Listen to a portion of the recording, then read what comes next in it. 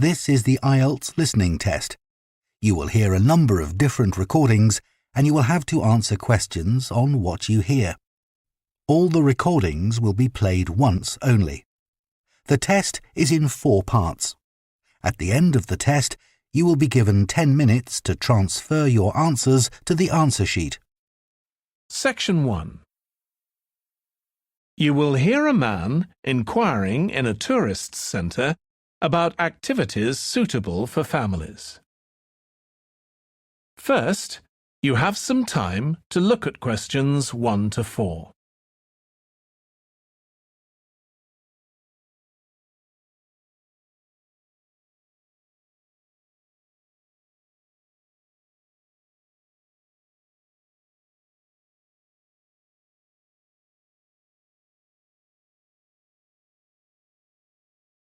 You will see that there is an example that has been done for you.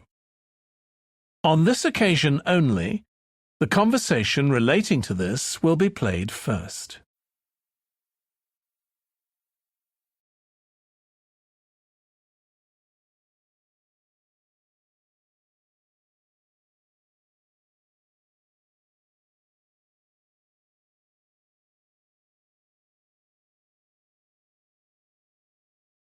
Now we shall begin. You should answer the questions as you listen because you will not hear the recording a second time. Listen carefully and answer questions 1 to 4. Hi, can I help you? I'd like to find out if you have any excursions suitable for families. Sure. How about taking your family for a cruise? We have a steamship that takes passengers out several times a day. It's over 100 years old. That sounds interesting. How long is the trip? About an hour and a half. And don't forget to take pictures of the mountains. They're all around you when you're on the boat and they look fantastic. Okay. And I assume there's a cafe or something on board? Sure. How old are your children? My daughter's 15 and my son's 7. Right. Well, there are various things you can do once you've crossed the lake to make a day of it. One thing that's very popular is a visit to the country farm. You're met off the boat by the farmer and he'll take you to the holding pens where the sheep are kept. Children love feeding them. My son would love that. He really likes animals. Well, there's also a 40-minute trek round the farm on a horse if he wants. Do you think he'd manage it? He hasn't done that before. Sure. It's suitable for complete beginners. Good. And again, visitors are welcome to explore the farm on their own, as long as they take care to close gates and so on. There are some very beautiful gardens along the side of the lake which also belong to the farm. They'll be just at their best now. You could easily spend an hour or 2 there. Okay, well, that all sounds good. And can we get lunch there? You can, and it's very good, though it's not included in the basic cost. You pay when you get there. Right. Before you hear the rest of the conversation, you have some time to look at questions 5 to 10.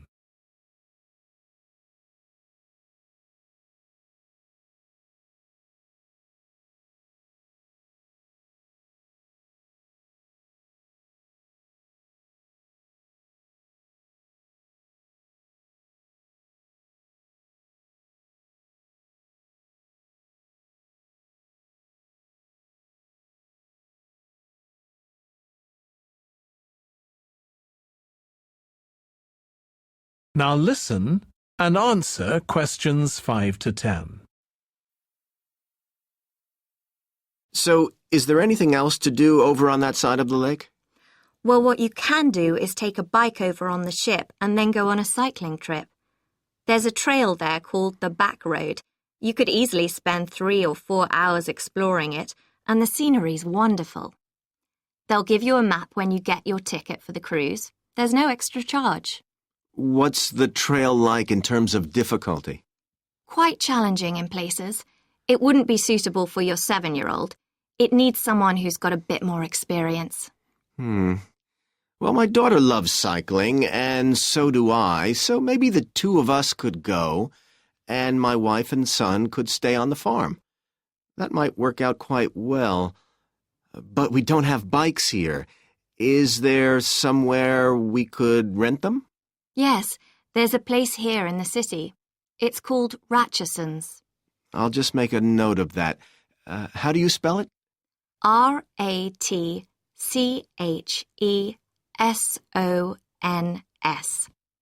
It's just by the cruise ship terminal. Okay. You'd also need to pick up a repair kit for the bike from there to take along with you, and you'd need to take along a snack and some water. It'd be best to get those in the city. Fine. That shouldn't be a problem. And I assume I can rent a helmet from the bike place. Sure, you should definitely get that. It's a great ride, but you want to be well prepared because it's very remote. You won't see any shops round there or anywhere to stay, so you need to get back in time for the last boat. Yeah. So what sort of prices are we looking at here? Let's see. That'd be 1 adult and 1 child for the cruise with farm tour. That's $117, and an adult and a child for the cruise only, so that's $214 altogether. Oh, wait a minute. How old did you say your daughter was? 15. Then I'm afraid it's $267 because she has to pay the adult fare, which is $75, instead of the child fare, which is $22. Sorry about that. That's okay. So how do we find out? That is the end of section 1. You now have half a minute to check your answers.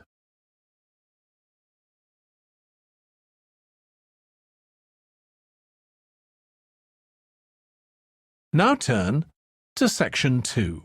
Section 2. You will hear a restaurant manager talking to a small group of new staff who are starting work as kitchen assistants in a restaurant. First, you have some time to look at questions 11 to 16.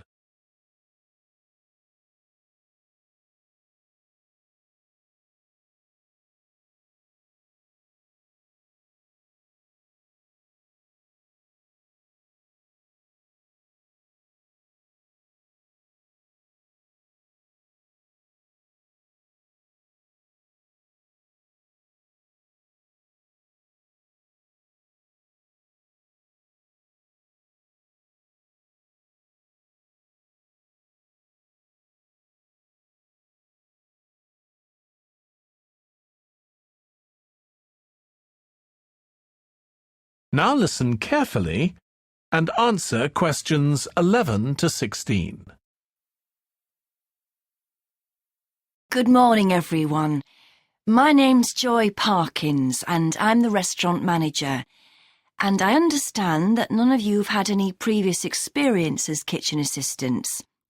Well, you might be feeling a bit nervous now, but most of our kitchen assistants say they enjoy the work. OK, they might get shouted at sometimes, but it's nothing personal, and they're pleased that they have so many different things to do, which means they never get bored. And I'll tell you straight away that if you do well, we might think about moving you up and giving you some more responsibility.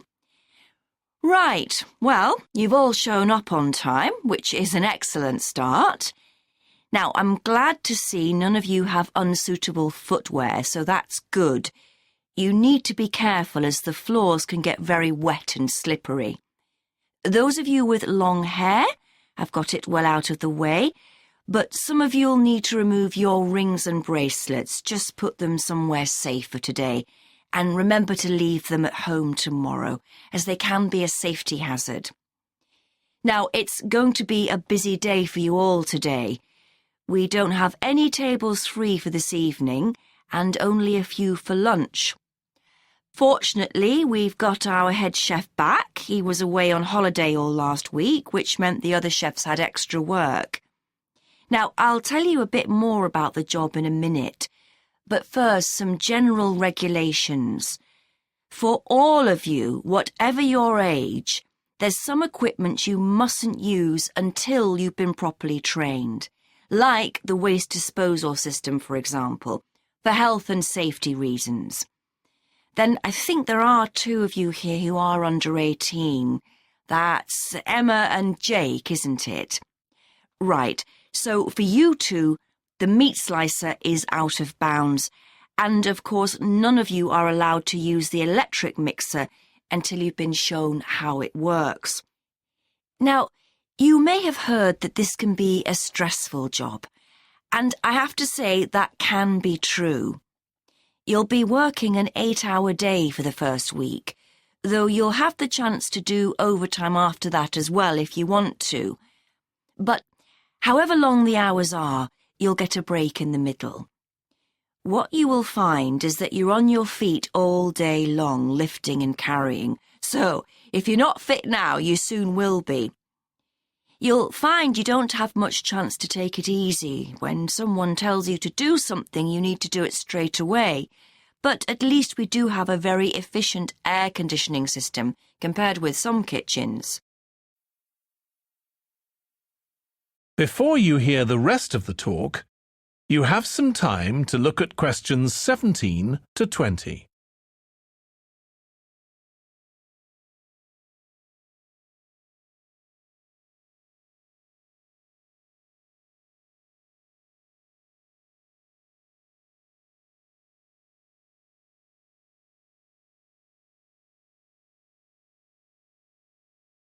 Now listen and answer questions 17 to 20.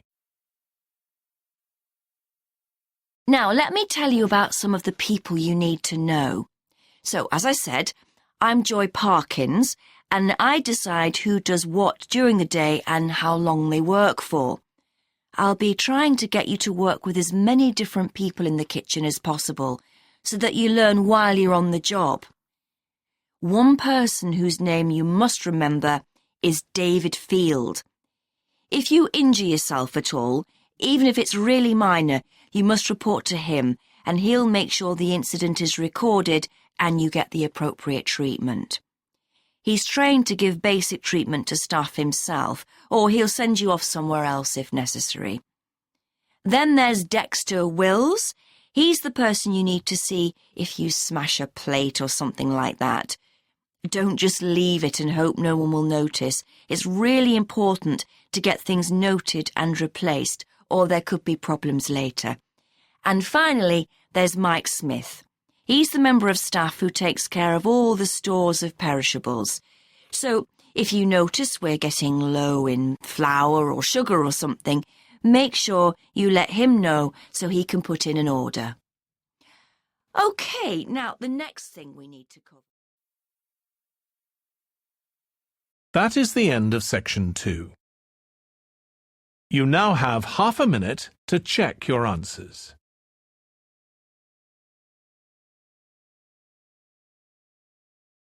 Now turn to section 3. Section 3. You will hear two students called Trudy and Stuart, who are both studying to be librarians, discussing a paper that they are going to write together. First, you have some time to look at questions 21 to 23.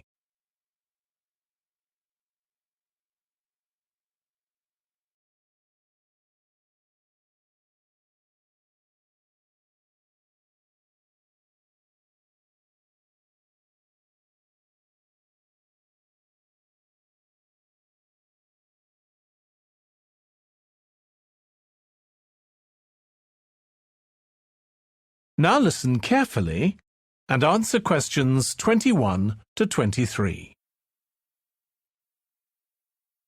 OK, Stuart, we need to start planning our paper on public libraries. Have you thought of an angle yet? Well, there's so much we could look into.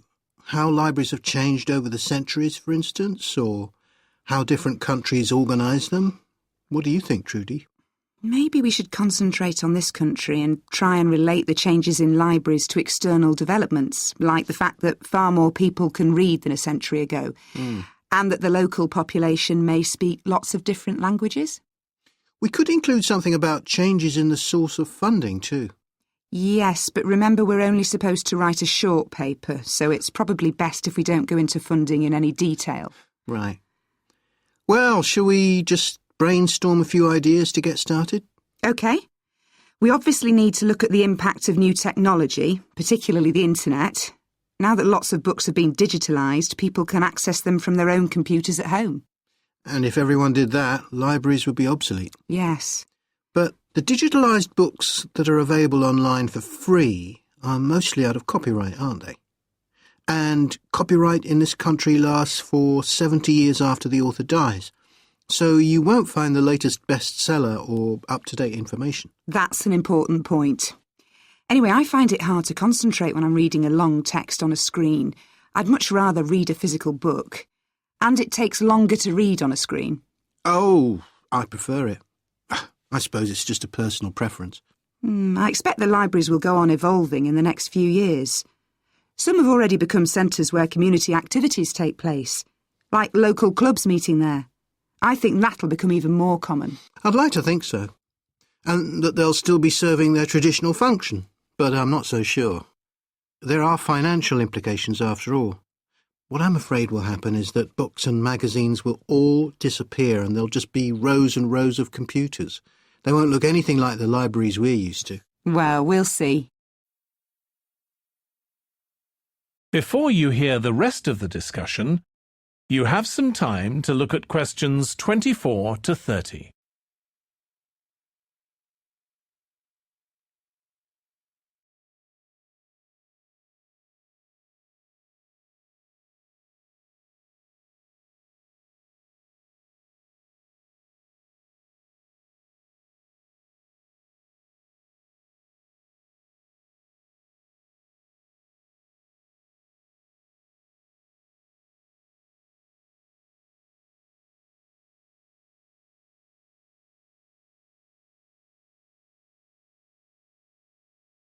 Now listen and answer questions 24 to 30. I've just had an idea. Why don't we make an in-depth study of our local public library as background to our paper? Yes, that'd be interesting. And raise all sorts of issues. Let's make a list of possible things we could ask about, then work out some sort of structure. For instance, we could interview some of the staff and find out whether the library has its own budget or if that's controlled by the local council. And what their policies are. I know they don't allow food, but I'd love to find out what types of noise they ban. There always seems to be a lot of talking, but never music. I don't know if that's a policy or it just happens. I've often wondered. Then there are things like how the library is affected by employment laws.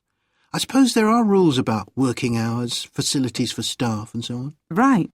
Then there are other issues relating to the design of the building and how customers use it. Like, what measures does the library take to ensure their safety? They'd need floor coverings that aren't slippery, and emergency exits, for instance. Oh, and another thing, there's the question of the kind of insurance the library needs to have, in case anyone gets injured. Yes, that's something else to find out. You know something I've often wondered? What's that? Well, you know they've got an archive of local newspapers going back years. Well, next to it, they've got the diary of a well-known politician from the late 19th century. I wonder why it's there. Do you know what his connection was with this area? No idea. Let's add it to our list of things to find out. Oh, I've just thought. You know, people might ask in the library about local organisations, like sports clubs. Well, I wonder if they keep a database, or whether they just look online. Right.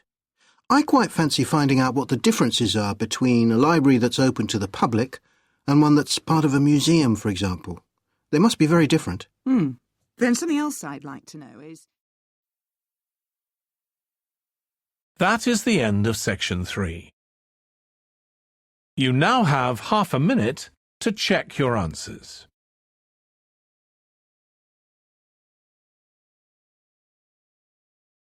Now turn to section 4.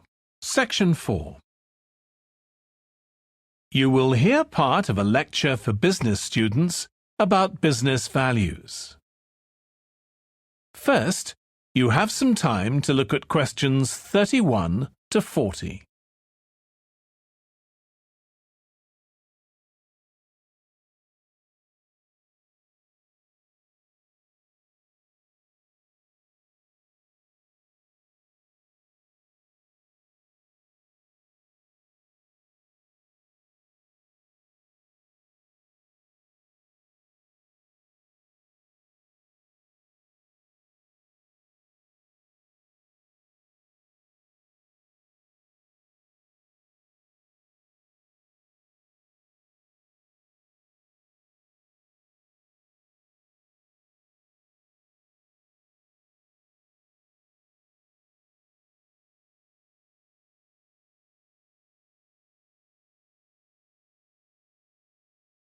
Now listen carefully and answer questions 31 to 40. In public discussion of business, we take certain values for granted. Today, I'm going to talk about 4 of them: collaboration, hard work, creativity, and excellence. Most people would say they're all good things. I'm going to suggest that's an oversimple view. The trouble with these values is that they're theoretical concepts, removed from the reality of day-to-day business. Pursue values by all means, but be prepared for what may happen as a result. They can actually cause damage, which is not at all the intention. Business leaders generally try to do the right thing, but all too often the right thing backfires if those leaders adopt values without understanding and managing the side effects that arise. The values can easily get in the way of what's actually intended. Okay, so the first value I'm going to discuss is collaboration. Let me give you an example. On a management training course I once attended, we were put into groups and had to construct a bridge across a stream using building blocks that we were given. The rule was that everyone in the team had to move at least one building block during the construction. This was intended to encourage teamwork. But it was really a job best done by one person. The other teams tried to collaborate on building the structure and descended into confusion, with everyone getting in each other's way. Our team leader solved the challenge brilliantly. She simply asked everyone in the team to move a piece a few centimetres to comply with the rule, and then let the person in the team with an aptitude for puzzles like this build it alone. We finished before any other team. My point is that the task wasn't really suited to team working, so why make it one? Teamwork can also lead to inconsistency, a common cause of poor sales. In the case of a smartphone that a certain company launched, one director wanted to target the business market, and another demanded it was aimed at consumers. The company wanted both directors to be involved, so gave the product a consumer-friendly name, but marketed it to companies. The result was that it met the needs of neither group. It would have been better to let one director or the other have his way, not both.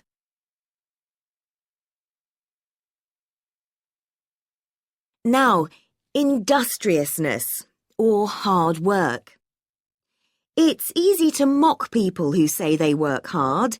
After all, a hamster running around in a wheel is working hard and getting nowhere. Of course, hard work is valuable, but only when properly targeted. Otherwise, it wastes the resources that companies value most, time and energy, and that's bad for the organisation. There's a management model that groups people according to 4 criteria: clever, hard-working, stupid, and lazy. Here, lazy means having a rational determination not to carry out unnecessary tasks. It doesn't mean trying to avoid work altogether. Most people display 2 of these characteristics, and the most valuable people are those who are both clever and lazy. They possess intellectual clarity, and they don't rush into making decisions. They come up with solutions to save the time and energy spent by the stupid and hard-working group. Instead of throwing more man-hours at a problem, the clever and lazy group looks for a more effective solution. Next, we come to creativity. This often works well. Creating an attention-grabbing TV commercial, for example, might lead to increased sales. But it isn't always a good thing.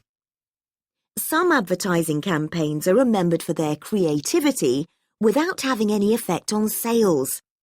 This happened a few years ago with the launch of a chocolate bar.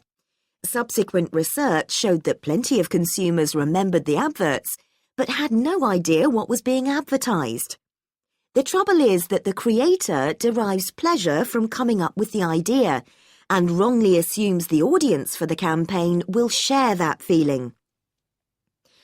A company that brings out thousands of new products may seem more creative than a company that only has a few, but it may be too creative and make smaller profits.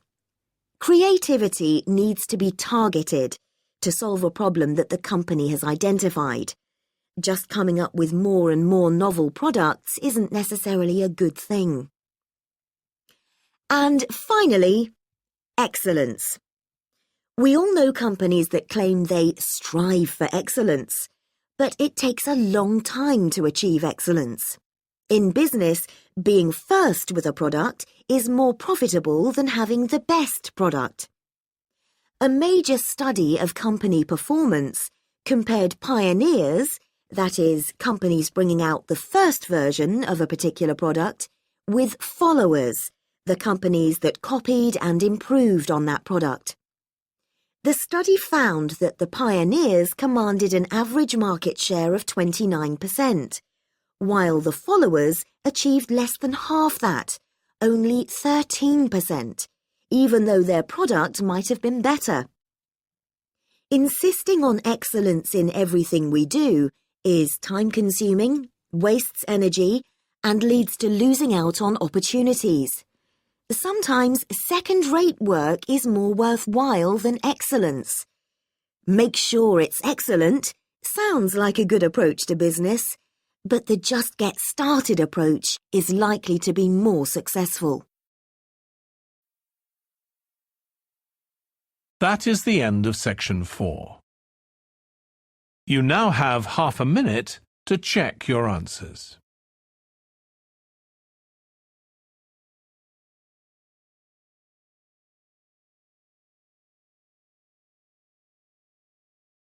That is the end of the listening test. In the IELTS test, you would now have 10 minutes to transfer your answers to the answer sheet.